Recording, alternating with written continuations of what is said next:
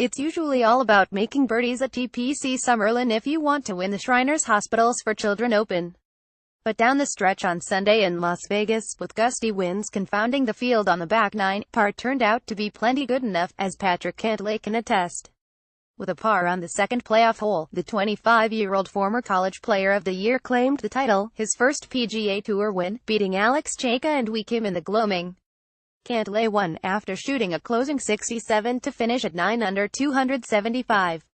However, he stumbled home with bogeys on his last two holes that made his maiden victory more difficult than most had envisioned.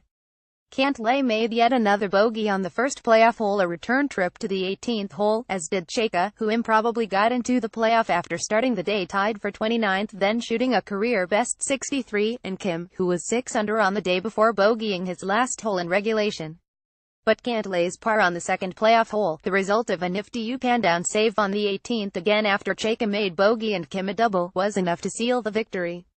Related, the club's Patrick Cantlay used to win the Shriners Hospitals for Children Open. One doubted Cantlay would one day be a winner on tour, particularly when he was a UCLA All-American and shot a 60 as an amateur at the 2011 Travelers Championship.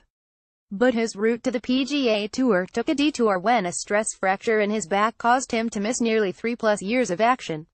It wasn't until last February when the California native returned to play on a medical extension and was able to secure his card through the rest of the 2017 season with a runner-up showing at the Valspar Championship.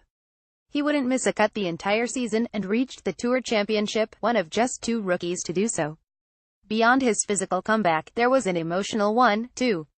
Cantlay carried the baggage of being on site when his best friend and caddy, Chris Roth, was killed by a hit-and-run driver in February 2016.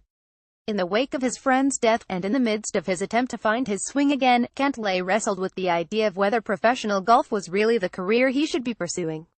But he redoubled his efforts, vowing in part to not let the setbacks hamper the dream he'd had since his early days working with instructor Jamie Mulligan at Virginia Country Club in Long Beach. Hanging tough on Sunday at Summerlin was easier said than done.